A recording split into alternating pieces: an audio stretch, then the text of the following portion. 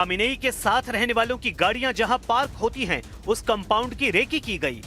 इलाके के mobile network में घुसपैठ कर सुरक्षा दस्ते की आपसी बातचीत सुनी गई।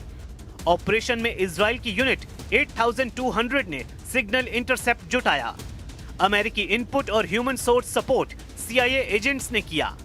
28 सेकंड की सुबह तेहरान कंपाउंड में जब टॉप लीडरशिप जुटी तो सिर्फ 60 सेकंड में ऑपरेशन अंजाम दे दिया गया। अगर स्ट्राइक में 60 सेकंड की देरी होती तो ईरान के सभी टॉप लीडर बंकर में होते, लेकिन इजराइल बचने का मौका देता नहीं। तेहरान के बेते रहबरी में इतना बारूद झोंका गया कि पूरा इलाका खंडहर बन गया। इजराइल ने शेर की दहाड़ नाम से जिस ऑपरेशन को शुरू किया, उसके अब वर्ल्ड वॉर बनने की भविष्यवाणी की जा रही है, क्योंकि इजराइल ने दावा किया है कि ईरान एटम बम बनाने के बेहद करीब था। हमला न होता तो एटम बम बना भी लिया गया होता।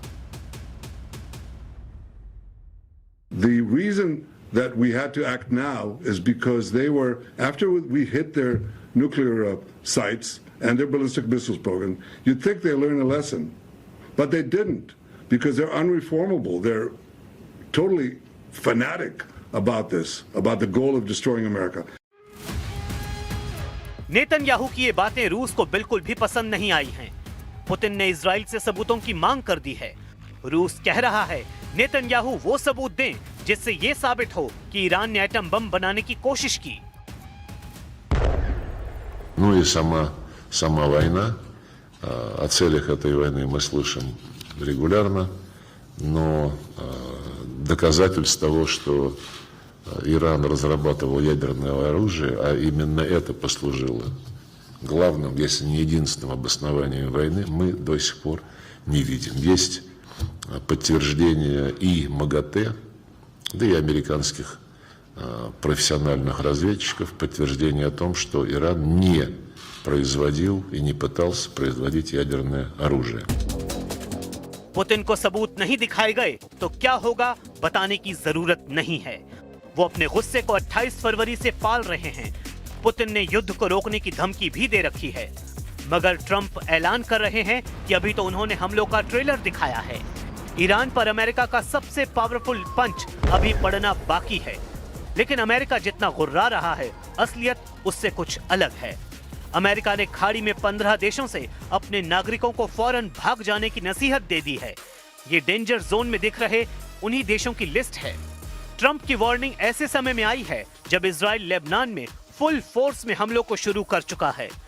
बॉर्डर से बेरूत तक इजराइल ने बम विस्फोट की झड़ी लगा रखी है। इजराइल का टारगेट ईरान के साथ उसके समर्थित लड़ाका ग्रुप है। इजराइल सबका सफाया कर पूरी तसल्ली कर लेना चाहता है, लेकिन लड़ाई जैसे जैसे जमीन पर आती जा रही है, वैसे वैसे सुपर पावर की धुकधुकी बढ़ रही है, क्योंकि जमीन पर युद्ध अमेरिका इजराइल की कमजोर नस है। ईरान इसे ही दबाने का इंतजार कर रहा है।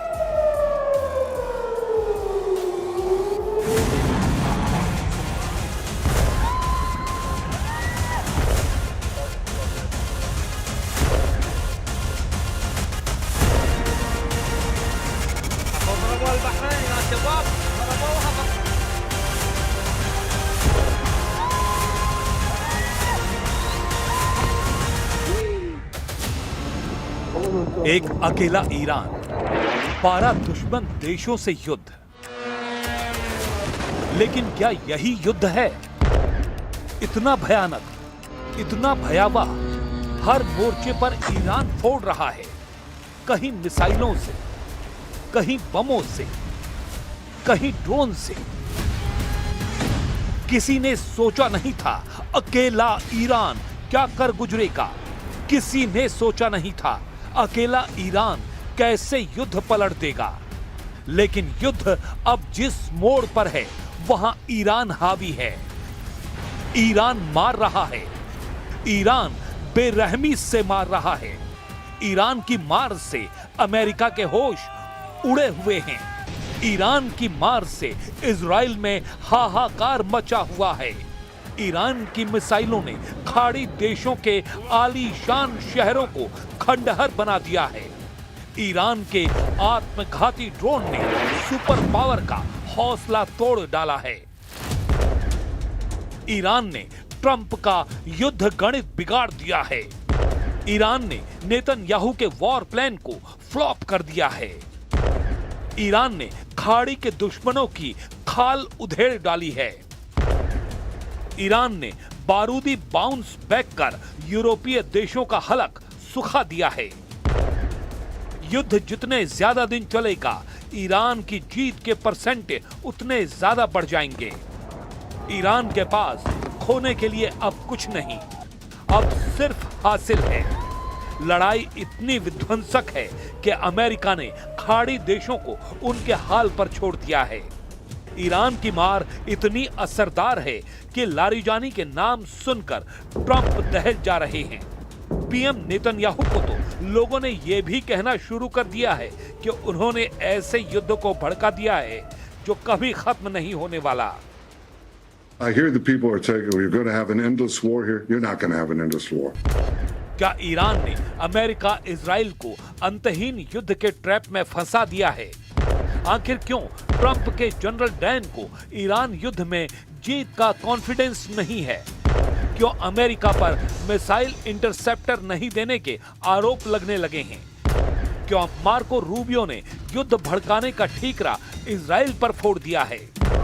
जब हार दिखने लगती है, जब मार पड़ने लगती है, तब कमियां गिनाई जाती हैं, तब खोट निकाले जाते हैं। यूं ही नहीं, ईरान के खूंखार पलटवार ने पाकिस्तान जैसे मक्कार मुल्क की धड़कनें बढ़ा दी हैं।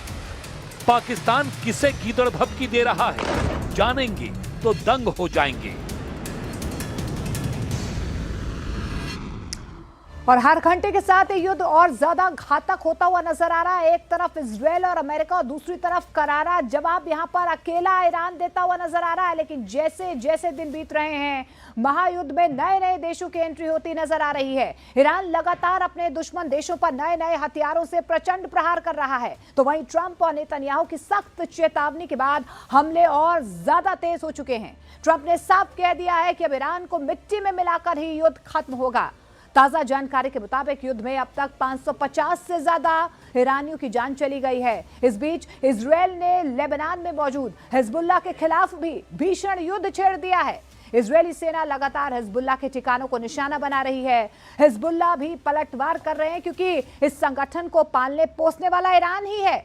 और हिजबुल्लाह ने ईरान के समर्थन में ऐलान जंग कर दिया है, यानी कि हिजबुल्लाह भी ईरान के 360 डिग्री प्लान का